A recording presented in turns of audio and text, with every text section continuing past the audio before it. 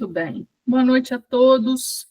Meu nome é Angélica Tironi, sou diretora de Gradiva. É uma alegria enorme começar essa noite inaugurando mais uma atividade. Essa atividade, Lendo em Gradiva, é uma atividade que faz parte do que a gente chama de atividades extras. Com ela, nós temos inventado, né, e temos nos encontrado em outras modalidades, como a aula aberta, em que os professores do Instituto escolhem um tema para discussão, o Cine Gradiva, que vai acontecer no mês de abril, o Gradiva Convida, onde pessoas de fora do Instituto vêm nos falar sobre psicanálise, e o Se Lança em Gradiva, que traz os lançamentos recentes de livro, debate e apresentação dos próprios autores. Hoje, inaugurando essa atividade, temos Andréa Veloso, professora, psicanalista, doutora em Psicanálise, Saúde e Sociedade pela Veiga de Almeida, do Rio de Janeiro. Ela vai nos apresentar e discutir conosco um livro angustiante. Estávamos aqui conversando antes, eu falando da minha angústia, né, em ler este livro, atravessar esse livro, que é o Memórias do Subsolo, escrito em 1864, por Dostoiévski. Esse é uma atividade em que a gente conta com a participação de vocês. Eu vou passar a palavra para a Andréa, ela vai, enfim, nos falar um pouco do livro, e eu gostaria que a gente pudesse, no final, nos minutos finais, uns 20 minutos, meia hora final, a Andréa que manda, poder falar e discutir a partir disso que a Andréa está trazendo. Acho que a gente tem uma possibilidade, nessa articulação que a Andréa vem fazendo, de literatura e psicanálise, em trazer algumas questões importantes para esses dois campos, e como a chamada da Andréa vem nos colocando já de antemão, existe alguma articulação que é muito preciosa para esses dois campos e para ela, né? Então, ela vem trazendo essa experiência de uma forma viva e pulsante,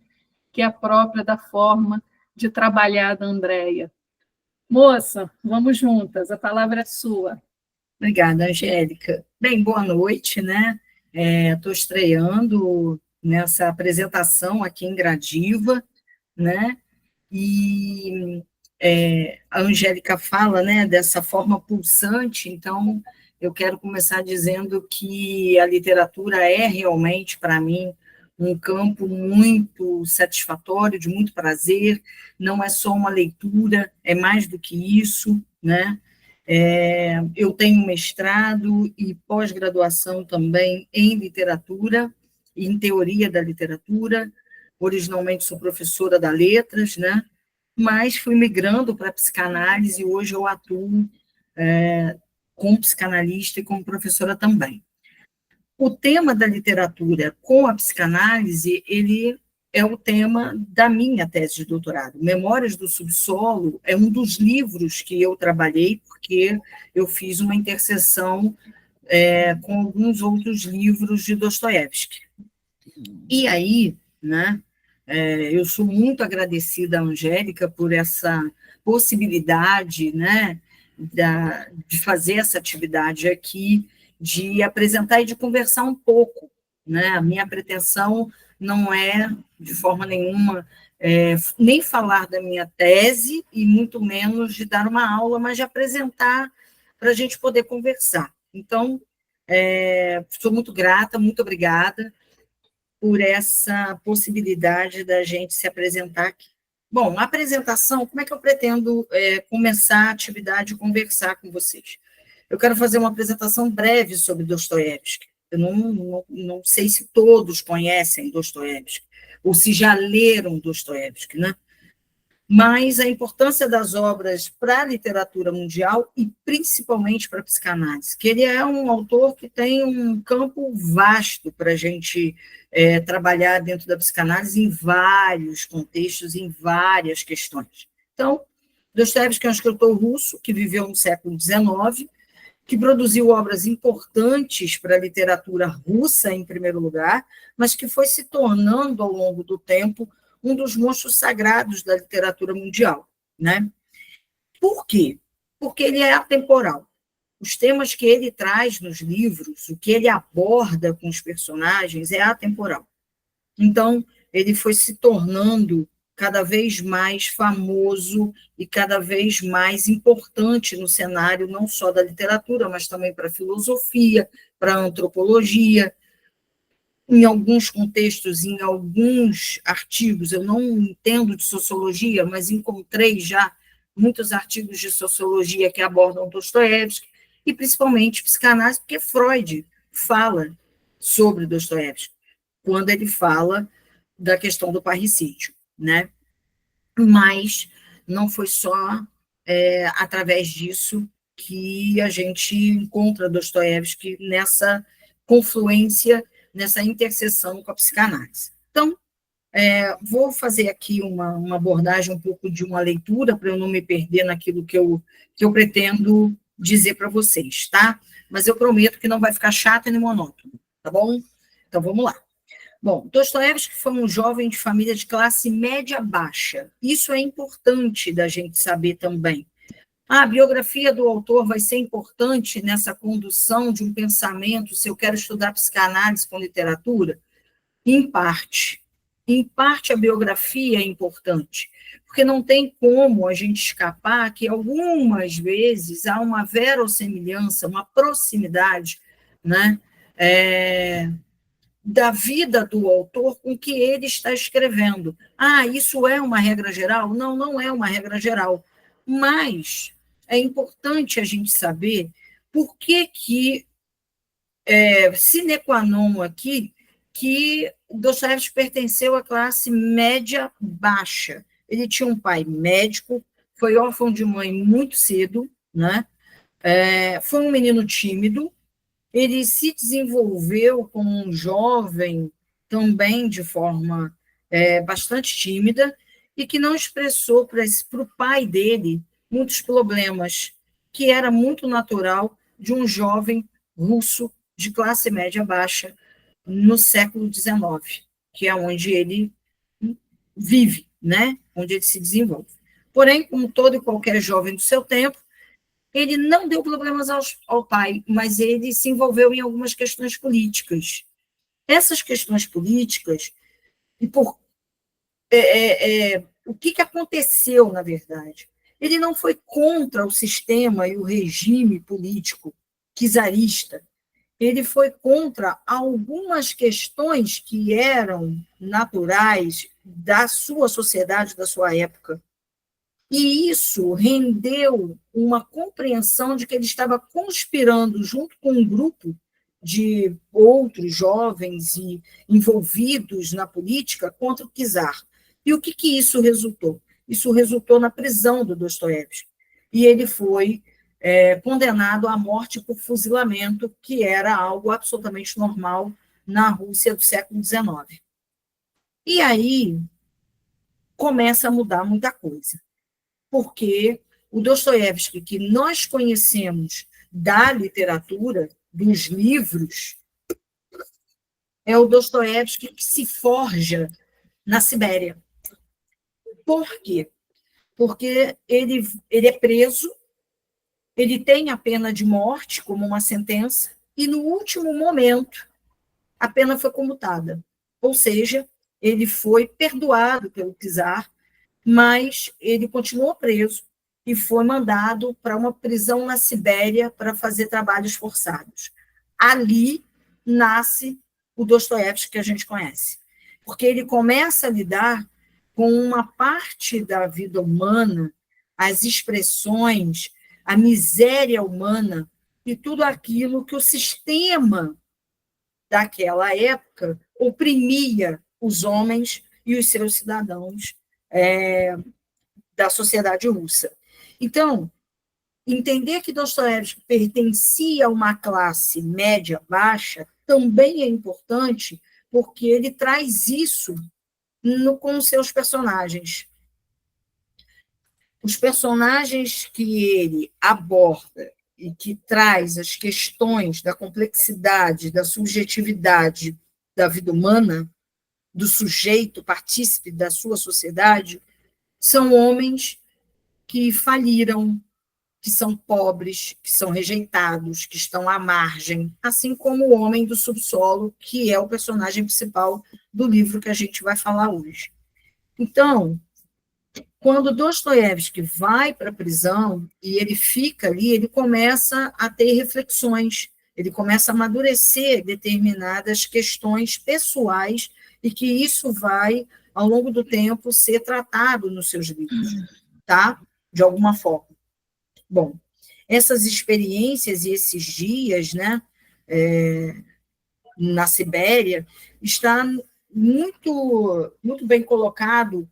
Estava conversando com a Angélica antes de nós começarmos, no livro Recordação da Casa dos Mortos, que existem 2 edições, Recordação da Casa dos Mortos e Escrito da Casa Morta. É o mesmo livro, tá?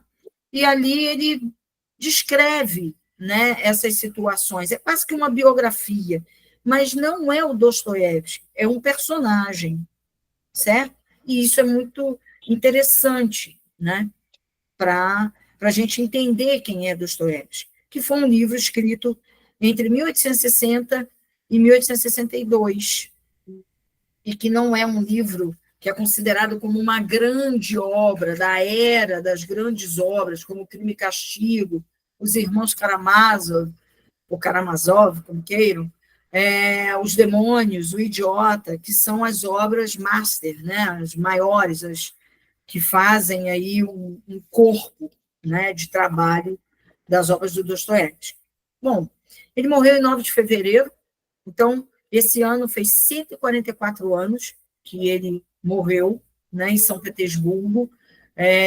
A data de 9 de fevereiro, na Rússia, não é uma data esquecida, é uma data até hoje comemorada, porque ele é um dos grandes representantes da literatura russa, assim como Tolstói e outros, mas a data 9 de fevereiro é uma data que ainda é comemorada na Rússia, tá?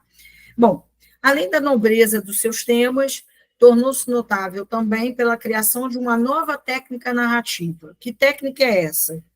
O chamado discurso indireto livre, que consiste na fala exata dos personagens inserida dentro do discurso do narrador. Antes de Dostoiévski, a literatura trazia da seguinte forma: o narrador vem contando a história e, de repente, ele coloca assim: então, fulano de tal disse, : abre aspas, e o narrador fala. Perdão, e o personagem fala, né? Com Dostoiévski, não. Existe uma mistura entre o narrador e o personagem. Ele fala concomitantemente. E isso há uma diferença gritante a partir dos estudos de teoria da literatura, né? A partir desse discurso indireto livre, nós temos a literatura hoje contemporânea. Então, ele é o grande inovador também nesse sentido, tá? Então, esse discurso não é o mais fácil, é considerado o mais difícil, mas também o mais dinâmico, porque senão a gente estaria lendo como se lia no século XVII, no século XVIII, né? Muito bem. E aí, a gente tem o seguinte também. Nas obras dostoiévskianas, então, os personagens eles falam com uma voz própria, tá? Conversam sem a necessidade das aspas, de travessões. Eles têm a sua própria marca. E é uma marca do Dostoiévski, que é a polifonia, que são os discursos vários dentro do texto, tá? Que confere à sua escrita essa narrativa mais viva, tá? Mais próxima de nós. Por isso que eu estava dizendo que ele é atemporal. Bom, existe um professor de teoria da literatura da Universidade Federal do Rio Grande do Sul, chamado Antônio Barros. Ele é um estudioso bastante consciencioso sobre Dostoiévski. E eu vou fazer uma citação que eu acho que é bastante relevante para o que a gente está falando. Ele diz o seguinte: é como se cada personagem, cada ideia colocada por Dostoiévski com seus personagens gozasse de vida própria, constituindo, em vez de um títere, ou seja, uma espécie de uma marionete na mão do autor, ele muda, né? É um verdadeiro palco de dramas, pensamentos, ilusões e, sobretudo, culpas.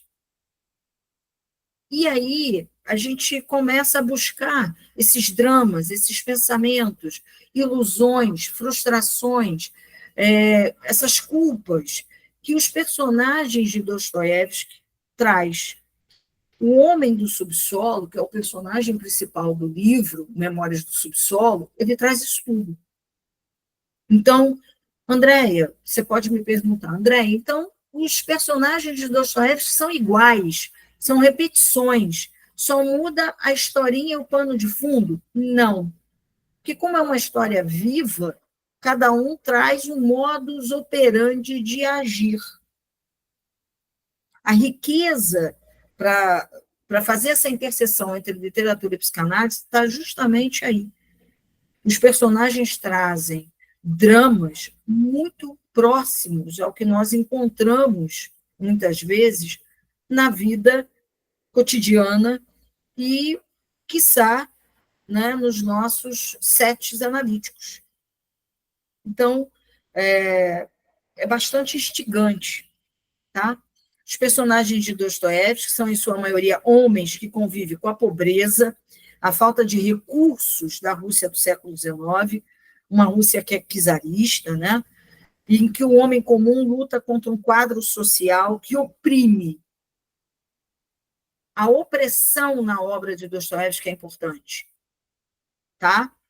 E também contra si próprio. Quase todos os personagens principais carregam uma culpa, oprime a si próprio, certo?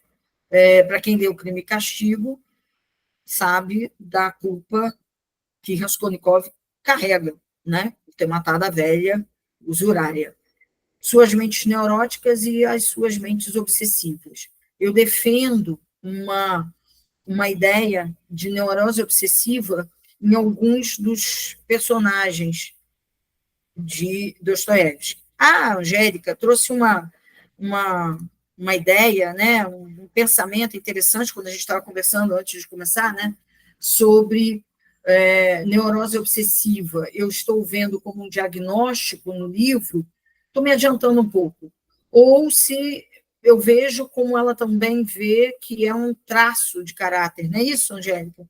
Um traço de caráter, né? Um traço, e não como um diagnóstico. Não era isso que a gente estava conversando? Isso. Exato. E eu estou falando de neurose obsessiva aqui, e vou falar bastante sobre isso, mas não diagnosticando o personagem, mas trazendo como um traço realmente. E mostrando que um exemplo, como uma ferramenta de exemplo, para que a gente possa ter manejos mais fáceis para trabalhar trazendo isso para a nossa clínica, e não diagnosticando o personagem ou o próprio Dostoiévski. Não era, nunca foi, não era e não será a intenção da minha fala, tá?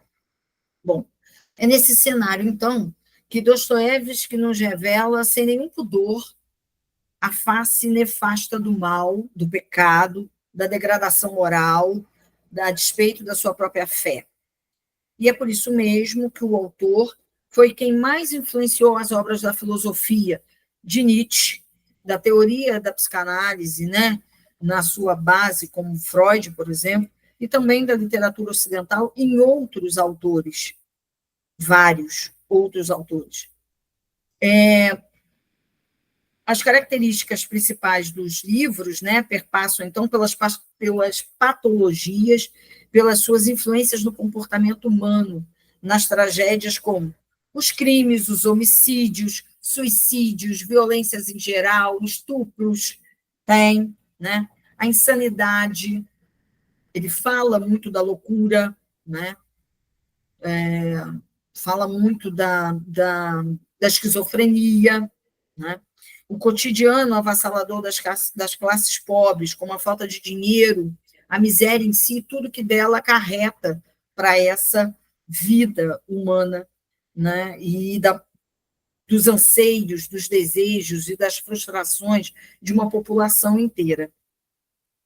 Com isso, os personagens passam, então, os dramas, né? Esses dramas pessoais, as angústias, as depressões severas, os jogos mentais, a loucura, enfim, uma gama de situações e sintomas que vieram a corroborar mais tarde com a compreensão de Freud sobre a natureza humana, com todas as suas prerrogativas, né? O fluxo de consciência dos livros e do livro Memórias do Subsolo, em específico com o Homem do Subsolo, que é o personagem principal, traz uma base para a gente entender e trabalhar também o inconsciente. Muito bem. Enfim, então, é interessante que a gente possa fazer, então, uma apresentação da obra em si, Memórias do Subsolo, demonstrando qual é o enredo de Memórias do Subsolo. Quem é, afinal, o personagem principal da obra? Então, o livro, ele se passa na Rússia, né, no século XIX, foi escrito originalmente em 1864, ele é contemporâneo à sua própria escrita, não é num tempo, um passado remoto, né, naquele momento em si. Ele faz parte de uma gama de livros de Dostoiévski que veio antes da era dos grandes clássicos, como eu já disse, e o livro narra a história de um homem de classe média, é um trabalhador público, mas de baixo escalão, que trabalha na parte subterrânea da repartição pública.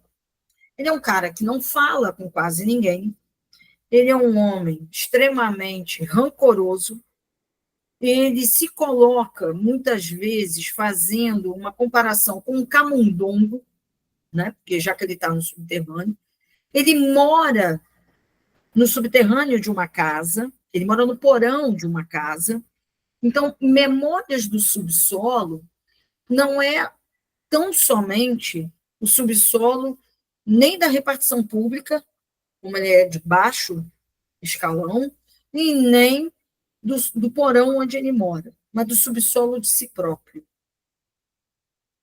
O subsolo aqui é o interior dele, o mais profundo do que ele tem dentro dele. Então, é interessante observar que ele mora sozinho, ele não fala em momento nenhum no livro sobre parentes, próximos ou distantes, ele é um homem só. A única pessoa com quem ele vai fazer qualquer tipo de diálogo, referência ou algum tipo de estabelecer de afeto já é na segunda parte, para o final do livro, com uma prostituta que se chama Lisa. Eu vou só fazer uma perguntinha rápida, que é o seguinte: vocês conhecem a história do livro, assim, no todo? Alguém já leu? Alguém conhece? Então, acho que vale a pena passar por ela, Andréia. Então, é porque eu não queria ser assim muito pernóstica. Dá spoiler e tudo. Então, eu vou dar spoiler, tá?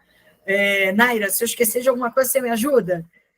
Então, vamos lá. Então, ele é um homem que trabalha numa repartição pública, que é de baixo escalão da repartição, ele trabalha na parte inferior da repartição, no subsolo. Ele é um homem que não trabalha com ninguém, ele trabalha sozinho, e ele tem pensamentos das mais variadas ordens, que são perturbadores, que são angustiantes e que passam por questões de, a meu ver, né, obviamente, dentro da minha análise, de uma neurose severa, certo? Então, ele vive, então, também no subsolo de uma casa, no porão de uma casa, que é fria, é úmida, é fétido, é escuro, tá? Ele não tem nenhuma relação com pessoas, ele não tem amigos. Como eu estava dizendo, em alguns momentos ele se compara a um camundongo. E tem uma fala dele que é muito interessante, logo no início, na primeira parte, que se intitula O Subsolo. É o início do livro, tá? Onde ele diz o seguinte, muito rápido a citação: sou um homem doente, um homem mau, um homem desagradável. Creio que sofro do fígado. Aliás, não entendo níquel de minha doença e não sei ao certo do que estou sofrendo. Não me trato e nunca me tratarei, embora respeite a medicina e os médicos. Aí ele vai falando dele e, num determinado momento, ele diz: não, se não quero me tratar, é apenas de raiva. E aí ele continua falando sobre ele e, de repente, ele diz: se me dói o fígado, que dou ainda mais. Então, ele traz em si algo que é do desagradável. Ele se intitula mal. O homem do subsolo não tem nome, ele não tem alcunha, ele não tem identificação. Ele é apenas o homem do subsolo. Ele é tratado dessa maneira. Isso chama a atenção. Existem alguns outros livros do Dostoiévski, como Duplo, por exemplo, em que o personagem principal não tem nome também. Isso é uma coisa bastante curiosa, né? Mas deixemos para outra discussão. Não é essa a discussão agora.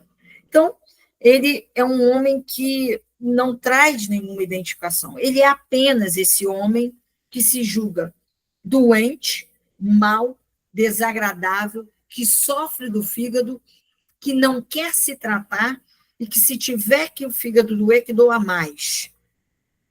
Quanto pior, quanto mais degradado, quanto mais doente, quanto mais feio, melhor.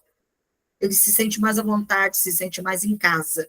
Quanto mais angústia ele traz nas suas reflexões, naquilo que ele diz, naquilo que ele, de alguma maneira, numa verborreia, em determinados momentos tem uma verborreia bastante significante no livro, porque ele fala, como se ele estivesse apenas num fluxo de consciência e só vomita. Né? Ele vomita o tempo inteiro aquilo que traz para nós, os leitores, uma reflexão do que é ser humano. O que é ser humano à margem? O que é ser humano oprimido? E aí, na segunda parte do livro, ele faz com a Lisa, a prostituta, o que ele sofre, que é a opressão. Ele não a violenta fisicamente falando, apesar de estar pagando por uma prostituta, mas ele violenta psicologicamente. Ele tem falas de humilhação, de quase escatológicas, assim, em relação a ela, especificamente, né? Então, ele não demonstra nenhum tipo de carinho, ele não demonstra nada para ela. Mas, ao mesmo tempo em que a narrativa vai se dando, esse homem desagradável vai se mostrando um homem frustrado, um homem que, mais do que doente do fígado, é adoecido dos afetos, é adoecido pelo abandono, é adoecido pela opressão que ele sofre. Né? Então, ele acaba cometendo, né, humilhações, opressões, violências psicológicas, e com a Lisa, e essa dicotomia, ela revela o fracasso que o personagem carrega consigo próprio. Certo? O fracasso de quê? O fracasso como homem, o fracasso como sujeito, né? Isso fica claro nessas últimas principalmente na última parte, nas últimas páginas do livro, na verdade, porque ele finalmente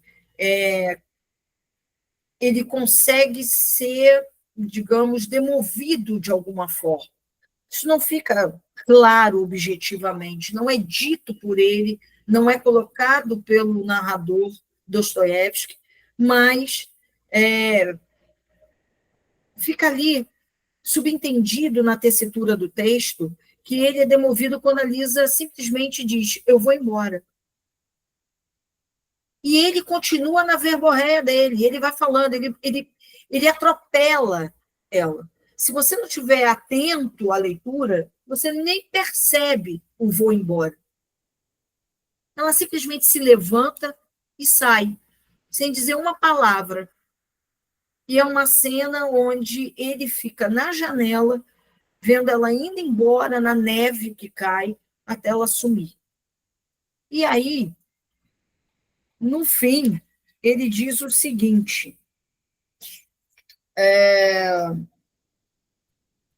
ele coloca da seguinte forma, né? Somos natimortos, já que não nascemos de país vivos, e isto nos agrada cada vez mais.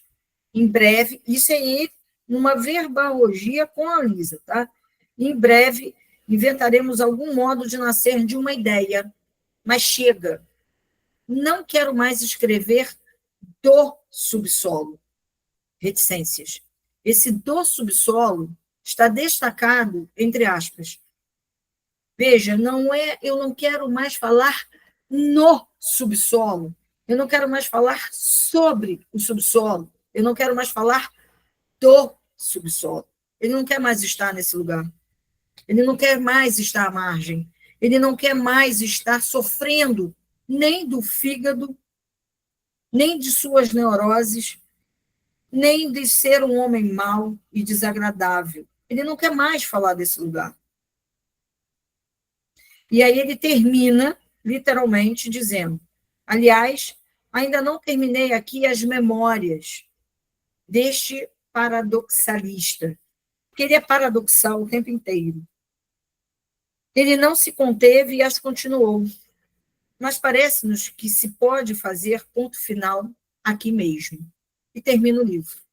Então, o homem do subsolo, ele traz, né, ambiente escuro, ele traz uma coisa árida nele, ele traz algo que é da dificuldade de se manter vivo, em pé, inteiro.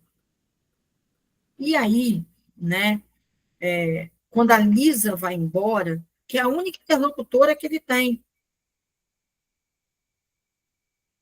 isso tudo fica em aberto, né? E termina com essa frase, com esse parágrafo de 3 linhas, e aí ele diz que as memórias podem até continuar, mas ele acha que pode parar dali mesmo, porque como ele não vai mais falar do subsolo, o que é que vem? A angústia que o livro traz, né, em tudo que ele coloca, da forma sem pudor nessa apresentação abjeta do que é estar no subsolo, como um camundongo rastejante, né? Em algum momento, em alguma das minhas leituras, eu falei, nossa, que interessante, né? Ele fala de camundongo, e aí, por alguma razão, me levou ao Homem dos Ratos, que fazendo uma viagem, né, nisso. Então, esse lugar de horror, né? Porque o Homem dos Ratos, a questão dele é o horror, né? Da cena dos ratos, né? Na tortura. Então, esse horror que esse homem do subsolo traz, esse lugar que ele coloca para nós leitores, causa uma angústia em nós. A angústia que está no livro traz para a gente, né, enquanto leitor. E dentro dessa perspectiva, o personagem Homem do Subsolo, ele apresenta, então, possíveis interpretações de ordem analítica em relação às questões demonstradas durante a narrativa acerca do modus operandi desse personagem, como, por exemplo, para mim, a neurose obsessiva. Os mecanismos de defesa, as repetições de ações, ele tem vários momentos em que ele se repete, e não sai daqui, né? E aí a gente traz, né, uma análise mais profunda na tessitura desse texto, né, recordar, repetir e elaborar, né? As repetições de pensamento, ele é cíclico, né? Ele vai e volta nos pensamentos, determinados traumas que ele também coloca, né, no livro, e aí esses exemplos que ele vai trazendo, a gente pode ir trabalhando como uma ferramenta para entender determinadas figuras, determinados pacientes que nos aparecem, né, no set analítico, e aí eu fico pensando no nosso cotidiano, né, no nosso dia a dia. Por que Freud trouxe, né, como uma das bases da sua teoria psicanalítica a literatura, não só as artes em geral, mas a literatura? Porque a literatura antecipa, muitas vezes, alguns dos pensamentos, alguns dos conceitos que a gente tem na própria teoria da psicanálise, né? E aí eu gostaria de pedir licença para ler um trecho do intercruzamento entre literatura e psicanálise, nessa reflexão sobre a complexidade da experiência humana. Tá? O texto foi feito por mim, então eu gostaria de pedir licença para poder ler e eu não me perder aqui. A relação entre literatura e psicanálise é marcada por uma interseção profunda de ideias, conceitos e metodologias que exploram os labirintos da psique humana. A literatura sempre teve um lugar constitutivo desde os primórdios da psicanálise, porque o Freud percebe a importância das obras literárias como um meio privilegiado para compreender os mecanismos do inconsciente, esse arcabouço teórico clínico da psicanálise, né? Que é da onde a gente trabalha, sobretudo. A literatura, por sua vez, encontrou na psicanálise uma ferramenta valiosa para aprofundar a construção psicológica desses personagens e dos enredos. Então, de alguma forma, está amalgamado, está misturado, tem uma interseção real entre um e outro. A literatura, como campo de exploração psicanalítica, frequentemente, como eu disse, antecipa descobertas psicanalíticas ao abordar temáticas como o desejo, o recalque, o trauma, a repetição, entre outras coisas, né?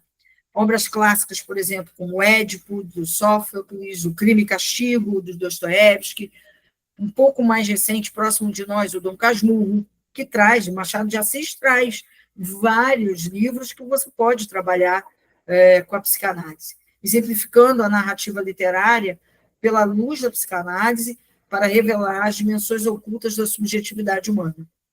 E aí, a literatura, ela oferece um vasto campo de estudo para isso, né? E a análise psicanalítica desses personagens, dessas narrativas, né, pode compreender nos textos literários, revelando os conflitos, assim como trouxe também o Lacan, né, com várias análises de livros, né, a Melanie Klein, a Júlia Kristeva, que trouxeram também essas contribuições e essa interseção entre as áreas, tá?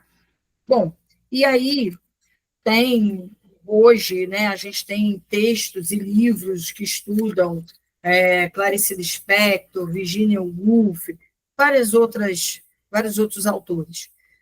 Bom, qual é, então, a contribuição de Dostoiévski, literalmente, para a teoria da psicanálise de Freud? A interseção aqui, né, é que o Dostoiévski influencia o pensamento psicanalítico do Freud, quando ele fala do parricídio, quando ele fala de pulsões destrutivas, da pulsão de morte. Nós temos indícios de que Freud leu mais do que Crime e Castigo, leu outros livros, né? E Ele reconhece também Dostoiévski um precursor, né, da exploração da mente humana, especialmente no que diz respeito a essa culpa, né, ao desejo, à ambivalência emocional. O que a gente tem também, quando a gente fala dos irmãos Karamazov, né, que a gente está falando aqui toda hora do parricídio, né, a gente fala um pouco mais, de uma forma um pouco mais complexa sobre isso, quando a gente fala da relação entre pais e filhos, quando a gente fala da representação da forma simbólica de tudo isso. Então, é um campo assim que não tem fim, é uma gama de situações, né? Tá. E eu não sei se eu estou já no horário, se eu posso ainda falar um pouquinho mais sobre essa escrita, né, essa escrita de Dostoiévski no livro Memórias do Subsolo, que revela a profunda cisão psíquica do personagem, num aspecto que Freud considerava central para a compreensão das neuroses.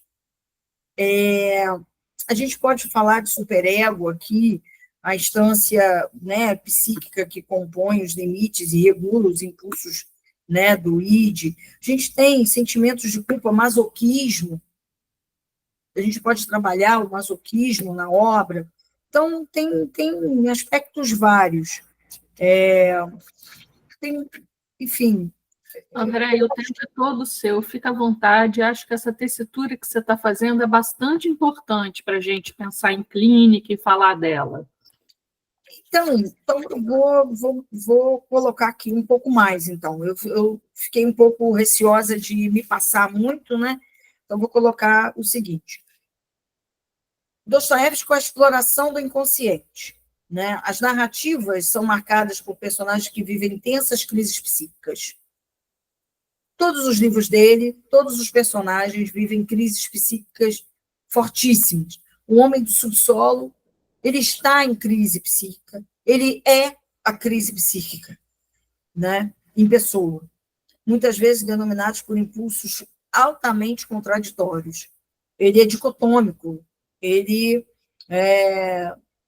diz numa página inteira sobre um pensamento, de repente ele coloca, bom, então pode não ser nada disso, pode ser uma coisa completamente diferente, e aí ele se desdiz. Ele é altamente inconstante, contraditório. Isso também demonstra, né, essa cisão psíquica dele em várias situações, né? Outras obras, por exemplo, como Crime e Castigo, Os Irmãos Karamazov, O Idiota, que também apresentam figuras atormentadas por culpa, atormentadas por crimes cometidos, corrupções, que passa os demônios, né? Os demônios é interessantíssimo, porque o personagem vive um tormento sem fim. São 700 páginas de tormento do início ao fim.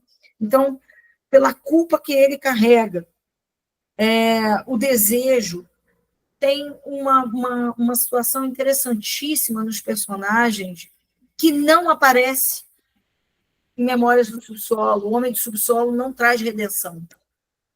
Ele traz uma possibilidade, uma hipótese de que ele pode mudar saindo do subsolo. Mas ele não traz redenção. Todos os personagens das grandes obras de Dostoiévski, a gente pode afirmar todos, os personagens principais das grandes obras de Dostoiévski, traz redenção.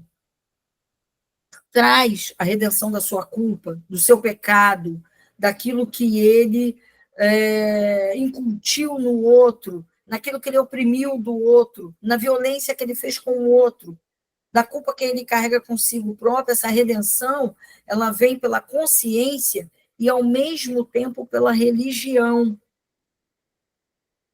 É muito interessante, a gente pode trabalhar dentro dessa premissa, né? dessa conjuntura da religião como uma via de escape, de redenção da culpa, daquilo que não consegue dar conta, desse lugar de cisão, e que, ao mesmo tempo, concomitantemente, tem sempre um personagem que também traz a insanidade, que também é uma via de escape para dar conta daquilo que não consegue ser dito, que não consegue ser elaborado, desse fluxo de consciência que vai atropelando até chegar à insanidade. Então, são mecanismos que a gente encontra na tessitura do texto, na narrativa de Dostoiévski, né?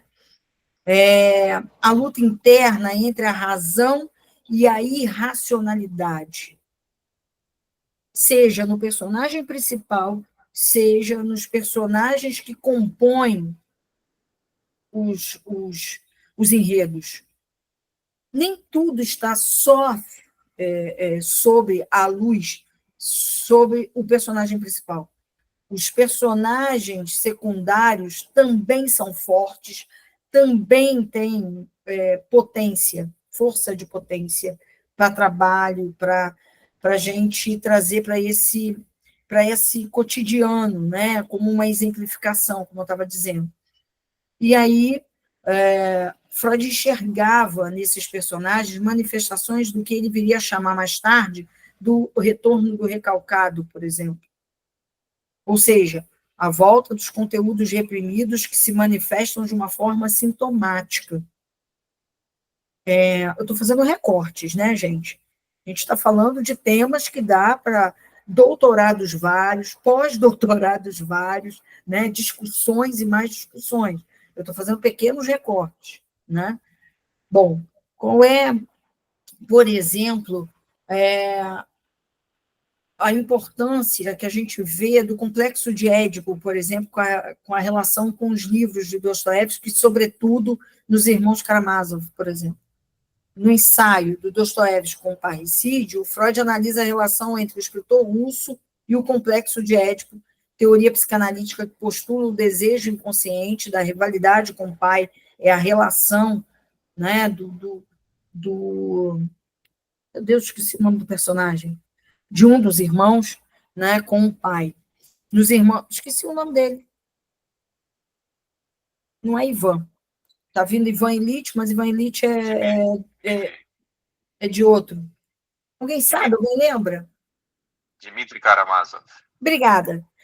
Exatamente. Obrigada. Estava vindo Ivan, mas Ivan é do Ivan Ilitch, é outra coisa. Já é outro autor, né? Não tem nada a ver. E como que é a relação do Dmitry, né, com o pai? A trama central gira em torno do assassinato do pai pelos filhos, que foi engendrado pelo Dmitry, né? Representado de forma simbólica, a teoria freudiana do desejo inconsciente de eliminar a figura paterna, né? Freud argumenta que o Dostoiévski possuía um desejo ambivalente em relação ao pai. Por quê? Porque o pai do Dostoiévski, sendo médico, queria que Dostoiévski fosse médico. E ele não queria isso. Ele queria seguir pela carreira militar, que também não deu certo, porque ele teria que ser subserviente e conivente, como eu disse lá no início, né, com a sociedade czarista. E ele não dava conta disso porque ele não concordava. Então, ele também não pôde seguir pela vida militar. E o que lhe sobrou? Ser o grande Dostoiévski, escritor, né? Ser o que a gente conhece aí. E aí, né, esse lugar ambivalente em relação ao pai reflete tanto na culpa quanto na necessidade da expiação presente dos protagonistas. Essa expiação, a redenção, né, o culpar-se, né, e o se livrar dessa culpa. Bom, e aí eu entro num lugar que me é mais, digamos, mais caro, né, que é a psicopatologia do personagem com o conceito de neurose, né?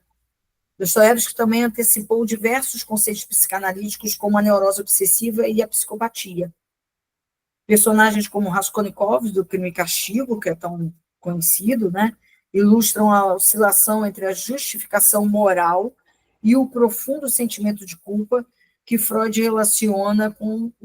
relacionaria ao superego, né? A instância psíquica que impõe limites e regula os impulsos do id, a escrita que revela a profunda cisão psíquica dos personagens e que que Freud considera, né, como uma compreensão dessas neuroses. Bom, Raskolnikov traz, né, em Dostoiévski, no Crime e Castigo, ele traz toda uma teoria, né, uma justificativa pelo seu crime, né? O Homem do Subsolo traz toda uma justificativa do porquê ele é desagradável, mau, porquê que ele é um homem doente.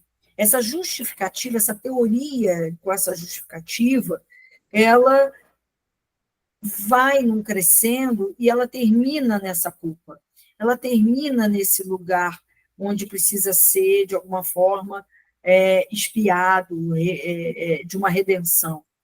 Então, é algo que permeia aí as obras, mas que essa culpa ela traz toda uma angústia, todo um sofrimento, onde esse homem ele não culpa só o meio onde ele está, ou o que foi acometido a ele, mas ele culpa a si próprio por não ser bom, por não ser melhor, por não ter consciência, por não ser nobre, mas por ser à margem, por ser camundongo, né? Então, essa patologia, essa justificativa dessa patologia que a gente encontra em Crime e Castigo mais claramente, também está em Memórias do Subsolo. Bom, acho que é isso. Não tenho muito mais a dizer que não me repetir. Teria, sim, um tempo maior, muito mais. Não à toa, eu me debrucei em escrever loucamente. Acho que é um mal de quem é da literatura, né, ser prolixo. Mas eu tentei, de alguma forma, trazer como um recorte aquilo que eu vejo dessa confluência entre literatura e psicanálise, daquilo que a gente pode, como eu disse, usar como um instrumento de compreensão, de estudo mais aprofundado da própria teoria psicanalítica, mas trazendo também, concomitantemente, algo que nos traga reflexões e um certo lugar de prazer na leitura, um lugar também de buscar em nós, né, psicanalistas, reflexões outras que não seja tão somente, não que não seja importante, pelo amor de Deus, não me compreendam mal, mas que não seja tão somente a leitura acadêmica, né, academicista da psicanálise, mas trazer a psicanálise como uma leitura importante, necessária, mais do que nunca, nós todos sabemos disso, como que a psicanálise está sendo atravessada por tantas outras coisas que não é psicanálise, né?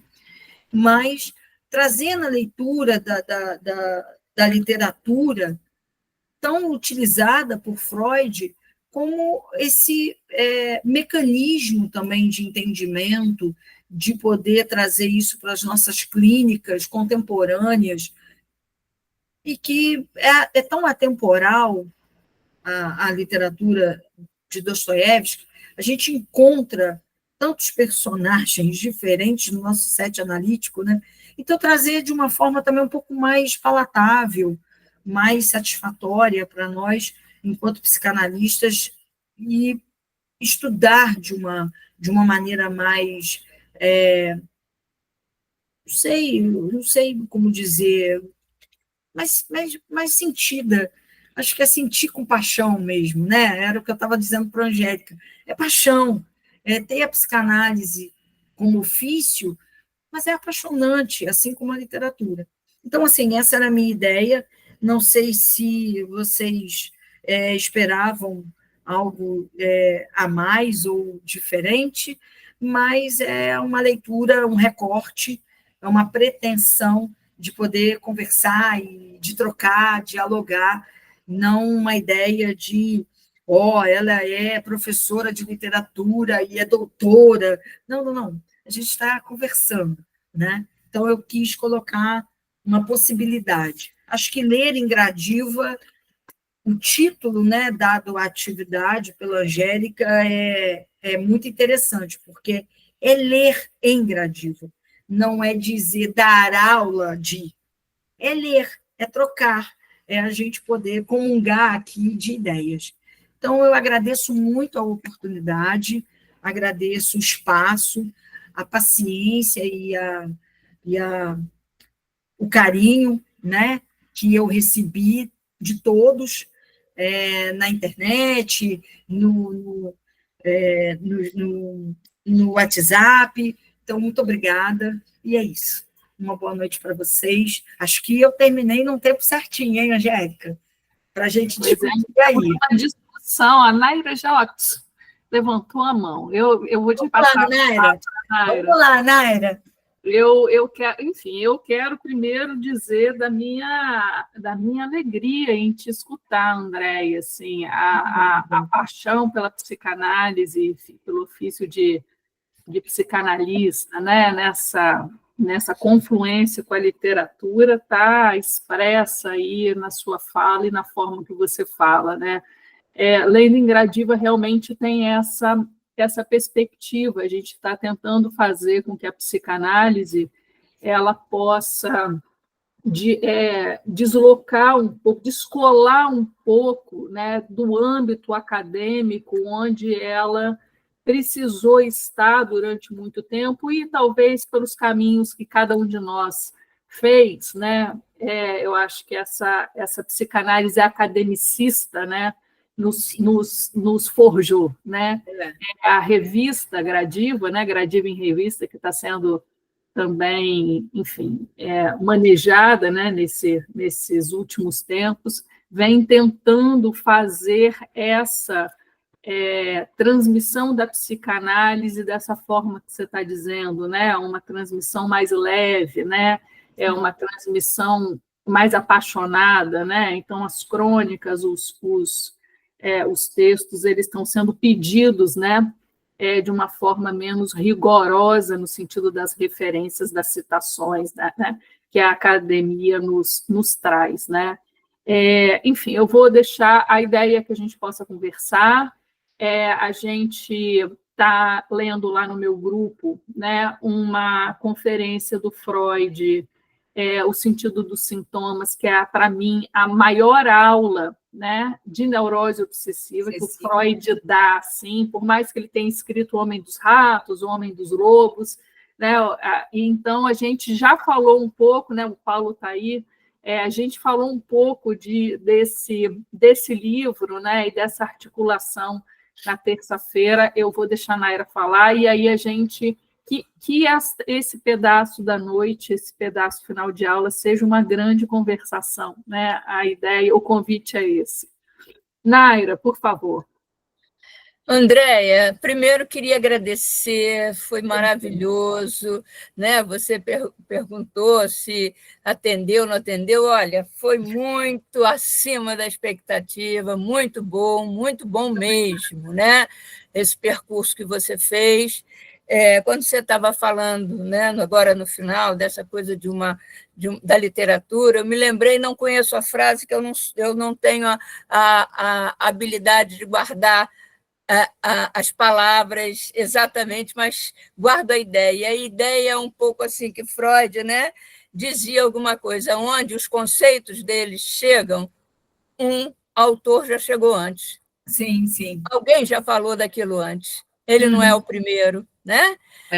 E concordo com você, eu acho que a literatura enriquece demais e nos possibilita pensar uma série de questões, porque, assim, se você vai falar de um sujeito humano, você está falando de psicanálise. Você cata aqui, cata ali, você está falando, né? Mas eu queria, assim, fazer uma pequena observação, porque você já falou aí as questões importantes, né, que o texto traz a questão do ressentimento, da alienação, do conflito psíquico, questão do gozo, do masoquismo, né? Esse estranho familiar é trazido nesse texto, o inconsciente. Então, essas coisas todas você já trouxe. Mas o que me chamou a atenção foi a história, né, que já me chamou lá, dele ser doente do fígado. Na cultura chinesa, né, na cultura oriental, disse que adoece o fígado por conta da raiva que a pessoa é vivida. Né? Então, há uma relação direta entre a raiva e o fígado. Né? E ele o tempo inteiro está dizendo que ele é doente do fígado, né? Isso é. Mas o tempo inteiro fica muito claro a raiva dele, né? Que passa. Carrega o ódio, né? A situação com o tenente, né? Quando o tenente esbarra nele, que é um grande momento ali de neurose dele, né? Que ele fica dias elucubrando como que ele vai se vingar do tenente, né? E num determinado momento ele carrega ódios, né? Como assim? A pessoa só esbarrou nele, mas exatamente. Não pediu desculpas, detalhe. E aí isso me fez lembrar o conceito de ressentimento de Maria Rita Kell, que para ela o conceito de ressentimento é exatamente isso, é a impossibilidade da pessoa se defender da ofensa que, de alguma maneira, ela acha que recebeu. Né? Então, aquilo não é elaborado, não é sublimado, não tem destino nenhum e fica. Né? O ressentimento fica. E teve uma hora que eu adorei que você usou a palavra assim, amargo. Fígado amargo, né? E raiva, ódio. Exatamente é o que define um pouco o viés de afeto que percorre esse texto de cabo a rabo. Né? Até no final, né, ele tem um desejo, uma certa impossibilidade do relacionamento com o outro, com o grande outro. A Lisa é um exemplo disso. Nem ali, quando ela vai oferecer a ele um pouco, ou vai pedir a ele um pouco de afeto, ele a rechaça, né? E depois ele se arrepende. Mas ele oprime, né? Ele oprime ela, né? Com isso, né? Ele oprime, exatamente. Afasta, né? Como se ela fosse um ser ignóbil, né? Exatamente, né? Então, olha, adorei, muito obrigada. Hoje eu vou dormir feliz, sem ressentimento algum, só podendo elaborar tudo isso que você trouxe para a gente de maravilhoso. Muito obrigado, mas obrigado mesmo, Andréia. Obrigada, Naira. É interessante você ter falado do livro da Maria Rita Kell, né? Que é o Ressentimento, que é interessante, porque eu não li esse livro, eu li só uma sinopse no Amazon, e a primeira coisa que eu lembrei quando eu li a sinopse, eu falei assim, poxa, se esse livro tivesse saído na época do meu doutorado, ele estaria com uma citação. Foi a primeira coisa que eu pensei, porque eu lembrei dele. Eu lembrei demais também. Ele é um sentido, né? Ele é um sentido terrível. Ele fica louco com a história do tenente, né? Então,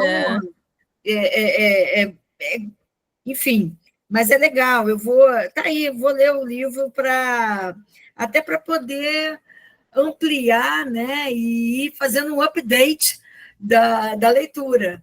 Você vai gostar, o livro é bom. Você vai gostar. Vou comprar, sem sombra de dúvida. Obrigada mesmo. Quem mais? Fala, Angélica, que eu sei que você está louca para falar. Eu tô. Eu vou deixar o Paulo falar aqui, que ele já abriu o microfone, eu chego lá. Oi, Paulo, tudo bem? Tudo bom, André? Eu ia salvar aquele silêncio chato. Mas, enfim, obrigado pela fala, né? Pelo evento. Assim, fiquei super animado, uma coisa que me anima muito. Literatura, né? Essa parceria com a psicanálise, nessa relação, assim, sempre que tem alguma coisa interativa sobre isso, eu fico animado. E realmente, assim, algumas coisas me chamam muita atenção no livro e tem páginas assim que eu acho que são descrições maravilhosas sobre o prazer no sofrimento, né? Sobre o gozo, assim, são claríssimas, são incrivelmente, né, relacionáveis com assim, conceitos do Lacan. E também tem uma coisa que me chama a atenção também no personagem, que eu acho que aparece na clínica muito hoje, né, que é essa mistura entre uma sensação de superioridade e um sentimento de inferioridade profunda, né? Ao mesmo Como tempo, ele, né? ao mesmo tempo, como ele fica pendulando entre um e outro, né? E eu já vi alguns psicanalistas experientes falando como isso é pervasivo na clínica contemporânea, onde todo mundo se sente yes we can, não é? Todo mundo é muito empoderado e ao mesmo tempo a sociedade não o tempo todo manda sinais para a gente que são sinais de indiferença, não é? Alimentando um grande ressentimento coletivo, que eu acho que é um pouco pegado, não é? Serve de substância, inclusive, para o livro da Maria Rita Kell, não é? Esse livro me lembra muito também as coisas do Nietzsche sobre o ressentimento, a genealogia da moral, não é? Essa coisa toda uma anatomia do homem econômico do século XIX, não é? Daquela coisa que o Emerson falava, do homem ter se tornado o anão do próprio homem, não é? Do homem calculista, que se reduz a um cálculo, não é? Que não sai da cabeça. São coisas interessantes também ligadas com várias coisas da filosofia. E uma coisa que eu lembrei, assim, que eu sempre lembro quando eu leio Dostoiévski, né? E depois eu vou até passar a palavra também para o Pedro, para o professor Pedro Laureano, que também é um grande leitor de Dostoiévski, eu acho que é o favorito dele. Não é o meu favorito, mas eu já li bastante, li os Karamazov também há pouco tempo. É um autor fascinante, né? Eu sempre defendo, o meu favorito é Stendhal, Vermelho e Negro, e ele fala, não, eu prefiro Dostoiévski, os irmãos Karamazov. Essas discussões maravilhosas que não levam a lugar nenhum, mas enfim, são tão gostosas de serem feitas, né? Mas tem uma coisa que eu lembro, quando eu li o Dostoiévski pela primeira vez, eu li o Crime e Castigo, e estava no prefácio do Paulo Bezerra, o tradutor, né, era professor de literatura na UF, e foi uma época em que estava começando a chegar no Brasil as traduções diretas do russo. Sim. E até então as traduções era via francês, né?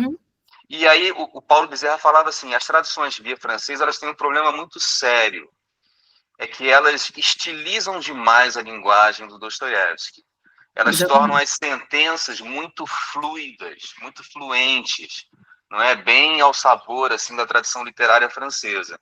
E ele fala assim, Dostoiévski, ele é um escritor do dente rilhado, não é? Ele é cru. Isso, e tem uma coisa nele que eu acho que tem muito a ver com a escuta psicanalítica, que é o seguinte, quanto maior se torna o conflito interior dos personagens, mais a linguagem fica truncada. Mais a linguagem se interrompe, a ideia não se formula, como se você tivesse sempre assim na bússola, né, sendo guiado para o núcleo do recalque, assim. Então, nesse sentido, assim, eu acho que não é só a história, né, mas a forma dostoiévskiana, ela é muito afim com a escuta musical clínica, né, da psicanálise. Olha, eu tive o prazer e, de uma certa forma, a honra de ser aluna do Paulo Bezerra, né? O primeiro livro que eu li do Dostoiévski foi Memórias do Subsolo. E pela via dele mesmo, ele foi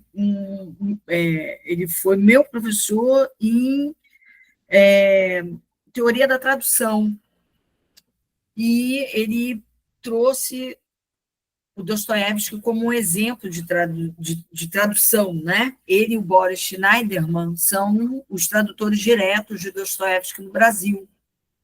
E ele falava exatamente isso na aula, né? Dessa estilização do Dostoiévski pela língua francesa, quando Dostoiévski é um autor que ele escreve com rudeza.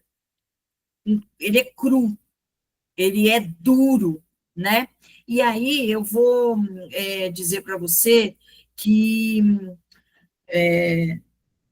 vou ter que falar uma coisa aqui em relação à Angélica, porque a Angélica fala nas aulas sobre supervisão, né, no grupo de supervisão, ela fala, né, o osso, não é isso, Angélica? O osso da fala, né, do analisando, né, o osso, o que é o mais importante? Esse osso é o que Dostoiévski escreve. E numa tradução francesa ou numa tradução italiana, tem um floreio do que não tem no russo. Até porque a língua russa é uma língua dura, né? Não é uma língua neolatina, né? Que já é romântica de natureza. Então, não tem isso. É uma língua ali, né? Não sei se, já que o professor Pedro aí é tão apaixonado por Dostoiévski, que talvez ele possa falar com mais propriedade. Mas, dentro disso que você está dizendo, Paulo, eu concordo com você que tem esse lugar, né, desse discurso no cotidiano, no hoje, no aqui, no agora, desse empoderamento todo, dessa potência toda, mas que traz velado ali no osso, traz realmente uma vulnerabilidade, né? Traz uma certa pequenez desse homem. E eu acho que o que exalta, o que me salta aos olhos, é que esse homem pequeno, vulnerável, nessa capa toda de falas e pensamentos filosóficos e etc., tem esse homem ferido, fracassado, né, menor, com a sua menos-valia, que ele tem que dar conta dela, né, que ele muitas vezes não consegue. E a gente vê isso no dia a dia, né? Esse empoderamento estamagrável, né? E aí tá todo mundo é maravilhoso, todo mundo na Maldivas, né? Só eu que estou aqui, mas tá todo mundo lindo, tá todo mundo aí no empoderamento, numa beleza, mas numa vulnerabilidade, Lembrei do Nelson Rodrigues, né, que era um grande apaixonado por Dostoiévski também, falava dessa segurança de papelão, né, segurança de papelão das pessoas, assim, né? Muito bom. Muito rasgável, né? Muito frágil. Muito bom. Olha, eu não tenho uma leitura profunda do Nietzsche, mas algumas, não sei se realmente é atribuído a ele uma fala, mas eu não sei se ele realmente disse isso em algum lugar, em algum livro, ou se isso está escrito de alguma forma. Mas já li em muitos artigos, em muitos livros, que Nietzsche diz que ele tinha uma única frustração na vida, não ter nascido Dostoiévski. Eu não sei se é uma verdade absoluta que ele tenha dito isso, né? Mas ele foi influenciado, sem sombra de dúvida, na sua filosofia. Apesar de citar muito pouco Dostoiévski, né? É uma coisa meio curiosa, assim, mas não é o Dostoiévski não aparece muito na filosofia do Nietzsche. Acho que aparece no niilismo, né? Pode ser, mas porque o Nietzsche se refere muito, né, ao Goethe, ao Stendhal, ao Homero, né? Muita referência de literatura. O Dostoiévski não aparece, eu já procurei bastante, assim, mas enfim, mas é um outro assunto. É uma outra discussão, mas a gente... Mas olha, nada que a gente não vá conversar sobre o vermelho e o negro, tá? Esse livro, fica aqui a dica para o Gradil, de psicologia. Foi lançado, exatamente. A próxima atividade. Aí, Angélica, já tem uma próxima aí, ó. Andréia, deixa eu falar uma coisa com você, algumas coisas, assim. Primeiro, pegando a questão do Paulo, né? O modo de gozar, né? Que é um conceito, enfim, do Lacan, né? E tão difícil de explicar, né? O modo de gozar é um conceito que muda tanto no Lacan, né? O Miller escreve os 6 paradigmas do gozo, né? Enfim, já dizendo, né, do quanto o Lacan manejou o conceito, né? Mas eu estou entendendo que você está com a mesma com a mesma edição que eu, na página 16 tem uma descrição tão maravilhosa que, enfim, que eu acho que vale a pena a gente ler, né? Que o último parágrafo dessa página diz assim... Mentir a respeito? Você lê? Tenho. Quer que eu leia? Quero. Menti a respeito de mim mesmo quando disse, ainda há pouco, que era um funcionário maldoso. Menti de raiva. A raiva aí. Menti de raiva. Eu apenas me divertia, quer com os solicitantes, quer com o oficial, mas, na realidade, nunca pude tornar-me mal. A todo momento, constatava em mim a existência de muitos e muitos elementos contrários a isso. Sentia que esses elementos contraditórios realmente fervilhavam em mim. Sabia que eles haviam fervilhado a vida toda e que pediam para sair, mas eu não deixava. Não deixava de propósito, não os deixava extravasar. Atormentavam-me até a vergonha, chegavam a provocar-me convulsões e, por fim, acabaram por enjoar realmente. Não vos parece que eu, agora, me arrependo de algo perante vós que vos peço perdão?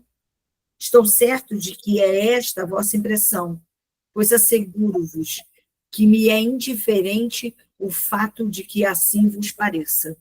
É muito maravilhoso, né? É uma escrita assim, tão precisa, né? E esse fracasso que vocês estão dizendo, né? Esse sujeito fracassado, que assim, nunca pude me tornar mal, né? Ele não foi capaz nem de ser mal. Nem de ser mal, né? Eu achei isso assim maravilhoso e vale, enfim, vale alguns trabalhos em supervisão e grupo de estudo. Preparem-se, meu povo. Tem uma outra coisa que eu queria dizer, que, na verdade, assim, eu sempre que leio, né, a Freud, enfim, sempre que eu estudo, eu acho que o estudo, a pesquisa, está nas notas, enfim, nas notas de rodapé, né? Sim. E eu fui impactada, assim, logo de início, com a primeira nota, que é a própria do Dostoiévski, né? Ele escreve assim: tanto o autor como o texto dessas memórias são naturalmente imaginários. Todavia, pessoas como seu autor não só podem, mas devem até existir em nossa sociedade. Devem, como se, né, como se ele nunca tivesse encontrado um na vida, né? Assim, tem uma coisa leviana, assim, né, no jeito de dizer, e aí ele diz assim: até existir em nossa sociedade, desde que consideremos as circunstâncias em que, de um modo geral, a sociedade se formou. Eu achei isso muito impressionante, assim, né? Como se alguma coisa de uma responsabilização da sociedade, como se ele dissesse, eu sou fruto disso. Né? Disso.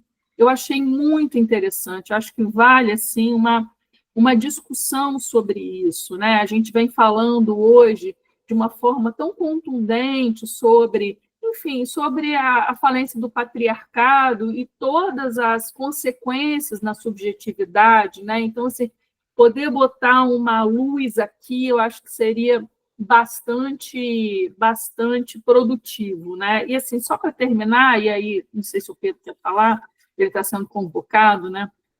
Tem uma discussão dele que está na página 17, né? Que ele diz assim, ele fala, né? Não consegui chegar a nada, nem mesmo tornar-me mal. E aí ele começa a fazer uma diferença entre o homem do pensamento e o homem da ação. Aham. Né? E eu acho que isso é alguma coisa que, enfim, que ele depois ele larga essa ideia, né, um pouco mais para frente, mas eu acho bastante interessante, né, que ele vai dizendo como a consciência ela é adoecedora, né? E como ela, enfim, tanto o homem do pensamento como o homem da ação tem seus limites, e ele bota isso claramente, né? Mas esses homens, né, adoecem de formas diferentes, né, e têm possibilidades diferentes. Eu achei isso muito maravilhoso, assim, são minhas considerações aí. É porque a escolha, né, ele até coloca, né, que num determinado momento, ele fala, viver além dos 40 é indecente, vulgar e imoral, né? Quer dizer, o homem da consciência é um homem que ele tem que fazer escolhas, né? O homem da ação faz outros tipos de escolhas, mas que não deixam de viver, né, num tempo, porque acho que aqui, não sei se isso ficou evidente para você, mas ele faz uma marcação do tempo, né?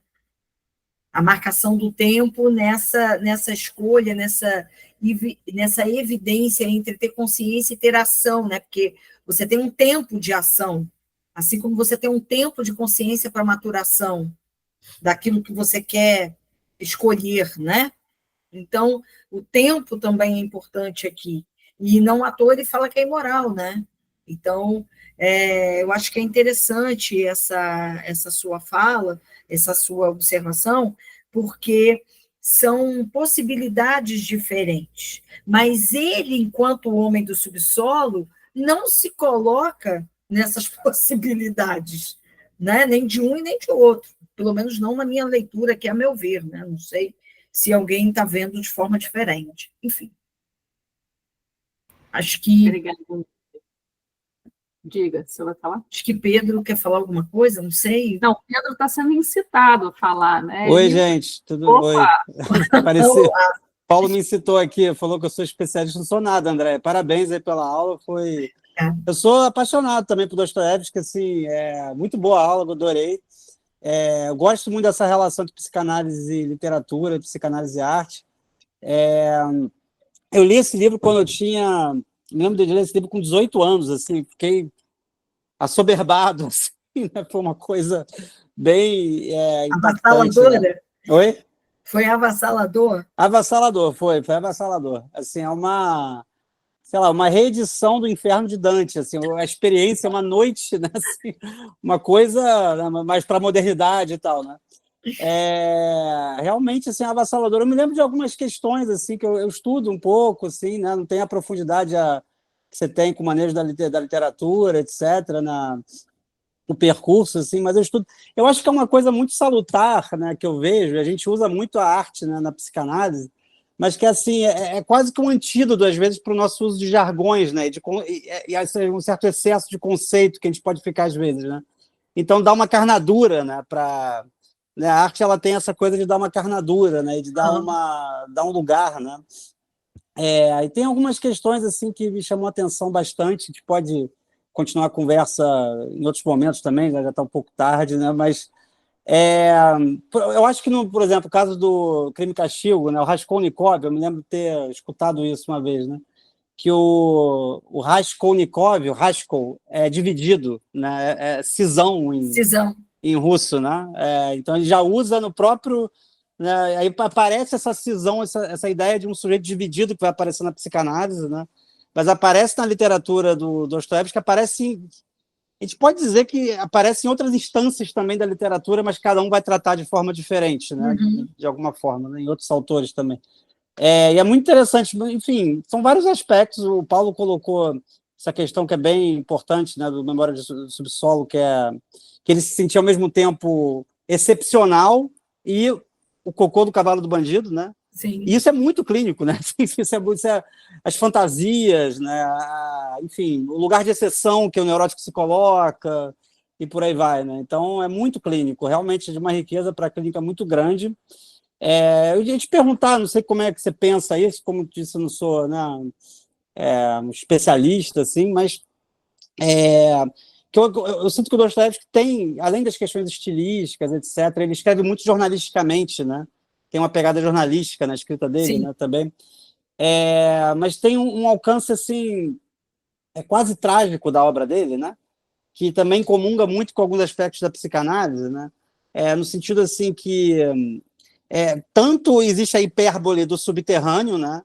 Que é, né, da lama, da degradação moral, etc., quanto a hipérbole da moralidade, né? Os personagens deles são hipermorais, né? Então, quanto mais morais eles são, mais a lama aumenta. Mas no subsolo eles vão. Isso é Freud puro, né? Isso é suco de Freud, assim, né? Porque no Freud a gente vê o Homem dos Ratos hipermoral e hiperimoral também, né? Adora. enfim, os casos do Freud vão muito por aí, né? O Schreber, enfim, que é um caso de psicose. Eu acho que essa coisa quase moebiziana, para falar em termos do Lacan, né? Que é assim, muita moralidade, né? Uma moralidade hiperbólica e também, né? Você tem um movimento duplo nesse sentido, né? Eu não me lembro se no Memórias do Subsolo aparece esse lado, mas eu acho que ele tem muita idealização, né? Tem uma dimensão de idealização fortíssima ali, né? Sim. Por trás de todo esse subterrâneo, né? Eu não sei se eu estou falando aqui de memória. Tá assim, não, mas, é isso mesmo. Ele só não está tão evidente como está em Crime e Castigo, em outros por exemplo, livros, né? nos outros livros, nos Demônios, no Idiota, né? Não está tão evidente, mas existe. Né?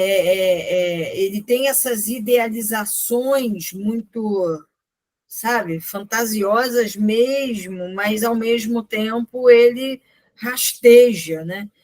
Eu me lembro de uma aula que o Paulo Bezerra deu para nós na UF, em que, já em literatura mesmo, em teoria da literatura, em que ele dizia o seguinte: nunca leia Dostoiévski sem desconfiar desse lugar idealizado. Nunca leia dessa forma, achando que é isso, porque esses personagens são os que são capazes, lá na frente, de cometer o crime, de ser o corrupto, de violentar, né, de estuprar. Né? Esses são os personagens que estão nessa dicotomia de universos. Né? Então, sempre leia com essa desconfiança, porque começa, né? Quando você pega, são 700 páginas, 2 tomos, Irmãos Karamazov, né? Você começa a ler o primeiro e fala, nossa, né? O cara super moral, né? Pô, que legal. Quando chega no segundo tomo, você fala, peraí, não, mas será que é ele mesmo ou será que é um sósia, né? Incesto, parricídio, tudo. Né? Aí você volta, você fala, não, mas peraí, não era ele que estava dizendo lá na página, não sei o quê, que estava com discurso, né? Então, é isso aí. Né? De memória, não, você está mais do que certo na sua memória. Agora, o Homem do Subsolo, ele não traz isso de uma maneira tão clara, ele traz em idealizações e em discursos, né? Onde ele, por isso que eu falei de verbarrogia, né? Porque ele fala, mas humilha a Lisa, né? Oprime a Lisa, faz dela um objeto desprezível, né? E até essa relação entre moralidade e perversão também, que aparece muito também na clínica, né? Enfim, na psicanálise. Não sei se você conhece, tem um livro que foi escrito até pelo Luiz Felipe Pondé, que ele é um grande apaixonado por Dostoiévski, né? E ele fala eu esqueci o nome agora do livro, do nome, mas eu posso até mandar depois para você, se você quiser, que ele fala sobre essa moralidade, porque ele fala sobre religião. O livro dele trata sobre o aspecto da religião em Dostoiévski, dessa moralidade, com essa dicotomia, né, de posicionamentos, escolhas e discursos. Né? É um livro interessantíssimo. É isso. Parabéns. Muito bom. Obrigada, Pedro. Obrigada. Que riqueza. Obrigada, gente. Eu vou terminar essa noite. Andréia, você quer falar mais alguma coisa? Eu só tenho a agradecer, obrigada pela discussão, pela possibilidade, né, da gente conversar, falar, e estou à disposição para qualquer conversa, em qualquer momento. Vamos marcar mais algumas. Eu que agradeço. Bom? Privilégio. Prazer enorme te escutar, Andréia. Foi uma noite deliciosa. Obrigada, gente. Uma boa noite para vocês. Até, gente. Até breve. Até a próxima atividade. Beijo enorme. Boa noite. Tchau, boa noite. Muito obrigada. Tchau.